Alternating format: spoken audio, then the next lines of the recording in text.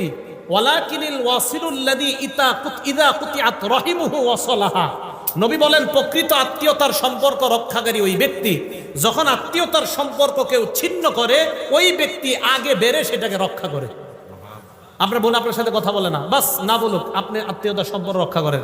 আমি আপনাদেরকে একটা বাংলা বলে যাই, আপনি দেখবেন আপনার ভাইয়েরা বোনেরা আপনারে ঠকাইতেছে, আপনি বুঝতেছেন, এরপরেও আপনি তাদের সাথে সুন্দর সম্পর্ক রাখতেছেন কেন? যে নবী বলছে আত্মীয়তার সম্পর্ক ঠিক রাখতে। আপনি দেখবেন 2, 4, 5, 10 মাস পরে আপনি খোঁজ নিয়ে দেখবেন তাদের সবার চাইতে আপনি ভালো আছেন।